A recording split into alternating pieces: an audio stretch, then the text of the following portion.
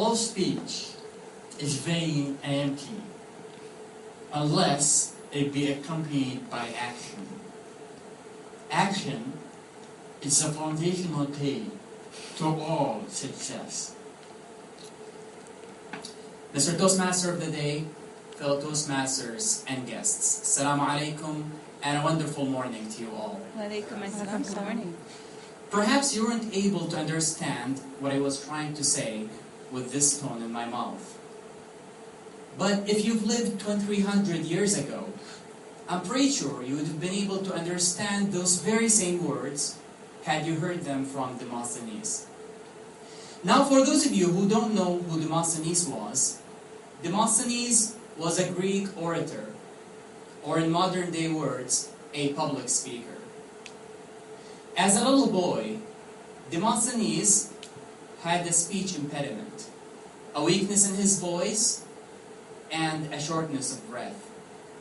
In no way was anyone able to predict that he was going to be a great public speaker, let alone a greater one. And he himself wasn't very interested in public speaking to begin with.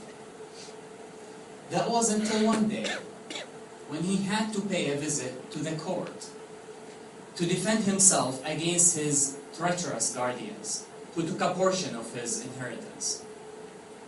Demosthenes knew that at a Greek court he would have to speak for himself. So he had to find a way of getting rid of that speech impediment. And you know what he did? He decided to practice his speeches with a rock in his mouth. He did that over and over until he finally perfected his speech delivery. And now, he is regarded by historians to arguably have been the best public speaker in the history of humanity. See, from a guy with a speech impediment, he was able to become the best public speaker on the face of the earth. And this is only one example out of many that tells there is really no secret recipe to success. No one is born successful. But there are people born wanting to become successful. It's neither luck nor magic that can make you achieve success, but it's your own work that can make you a successful person in your life.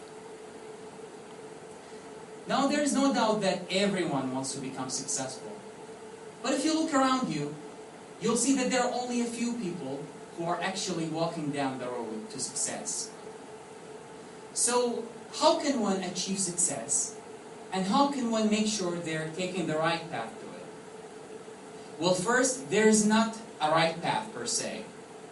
But there are things that characterize successful people, which if you take into account, will increase the potential of you becoming a successful person at your work.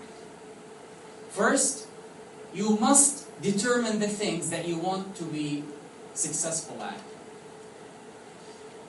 Though it might seem like a rudimentary step, it is an important one. When you're clear on what you want to accomplish, it will be very easy for you to work towards achieving your goals. You will also become more prolific at it. Whether you keep your goals in your head, on a piece of paper, or in a Word document, what is important is that you keep them somewhere within reach, such that when you wake up every morning, you can easily get reminded of these goals.